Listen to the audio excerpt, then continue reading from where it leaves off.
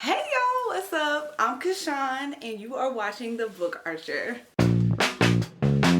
My books have been in boxes for over like 18 months, but your girl finally got around to getting it done. I need to make space on these shelves before I get a few more, and I had not done an unhaul in a really long time. I'm getting rid of some books. I'm unhauling over 40 books. I will talk about the ones that I have enough to say about if there's a specific reason I'm unhauling it. But in general, I'm either unhauling these books because it's an arc that I now have a finished copy of, or it's just an arc that I just was sent or received unsolicited that I have zero interest in reading, or I DNF'd it, or I'm no longer interested in reading it, or I read it and I didn't enjoy it enough to want to continue to own it. We're gonna get into it because y'all, some of y'all faves are in here and your feelings gonna be hurt. An Arc of Only a Breath Apart by Katie McGarry.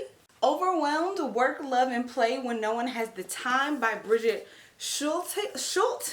And I read this and I didn't enjoy it enough to keep it. Kingdom of Souls by Raina Barron. Y'all, I was so excited about this book when it came out. You know I love me an African inspired fantasy. This one I actually ended up DNFing. I read 150 pages of this and I didn't enjoy it. The plot just did not make sense. Everything that catapulted the story forward didn't make sense. So I knew from that point on that I was not going to be invested. I did think that the different tribes in this book were interesting and the scenarios were interesting, and I absolutely love this freaking cover. Just didn't do it for me. I'm sure my sister will end up getting this one. Girl Boss by Sophia Amoruso. Y'all, I did not like this book at all. This was way overhyped. I thought this was like a 2-star read. Roar by Clara Carmack. The next two may come as a shock to you all. Defy Me and Restore Me by Tahira Mafi. Now, if you've been following my channel for a really long time, y'all know I really enjoyed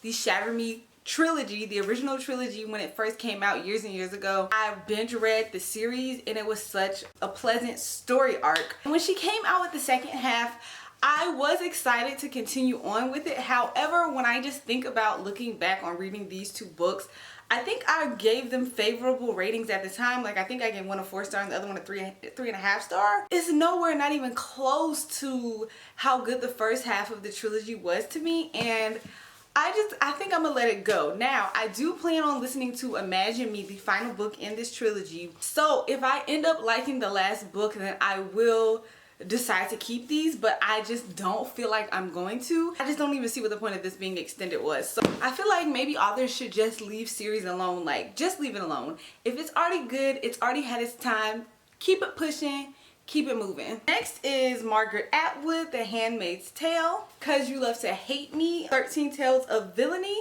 This is an anthology that I originally bought and supported because it was a combination of authors and booktubers who curated and created these stories. And truthfully, I think I read like the first 3 stories in here, or the first few stories in here, and I didn't like any of them. And I'm already not a huge anthology fan. So once I wasn't really enjoying this, I was like, you know what? I don't want this anymore. I honestly just purchased it just to support these authors and booktubers. I thought that it was going to be fun villain stories, but none of these stuck with me. Nothing about it was really memorable, so this one's got to go. The Summer I Turned Pretty trilogy by Jenny Han. The Summer I Turned Pretty, It's Not Summer Without You, and We'll Always Have Summer. First of all, I hate these covers. Y'all know I love Jenny Han. Y'all know I love the To All the Boys I Loved Before trilogy. And originally I picked up this entire trilogy because India wanted me to read it really bad. We're at Books and Big Hair. I just feel like too much time has passed. I'm not really invested. I don't really care anymore. And yeah, I would love to read some more by Jenny Han, but I'm just waiting for her to write something else. Thousandth Floor by Catherine McGee. I picked this up when I met the author at Y'all Fest, just lost interest. The Darkest Minds by Alexandra Bracken. An Arc of Ink by Alice Broadway. An Arc of We Ruled the Night by Claire Bartlett. An Arc of If You're Out There. An Arc of Camp by L.C. Rosen. An Arc of Time of Our Lives by Emily Wibberley and Austin Sigmund Broca.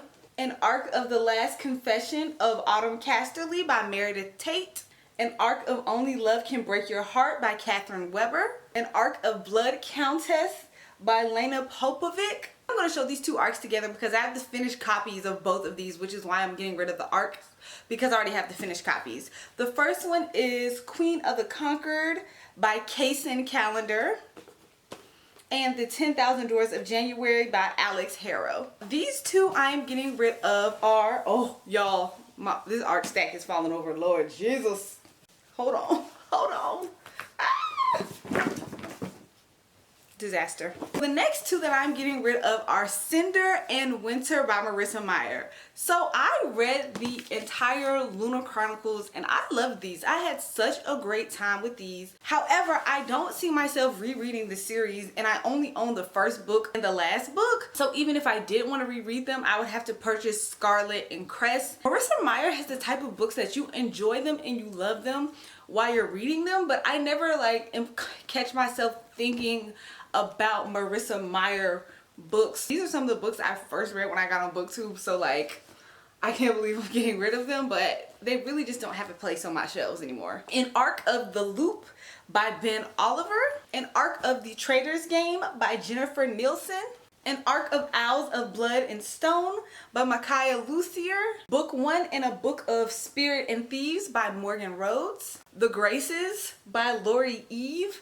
This cover is so freaking pretty, but the premise doesn't interest me at all. Alex Approximately by Jen Bennett, Jacoby by William Ritter. I DNF'd this. It wasn't a bad book, but I just knew I wasn't going to give it more than 3 stars, and I just was in the mood for really good paranormal historical fiction at the time, and this just didn't give me enough. Mikado Wish by Nettie Okafor. I did not like this when I started reading this. This is another one I DNF'd.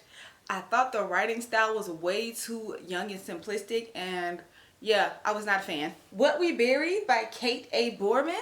How She Died, How I Lived by Mary Crockett. Oh, and this was an arc as well as the last book. Attachments by Rainbow Rowell. This Peregrine's Home for Peculiar Children.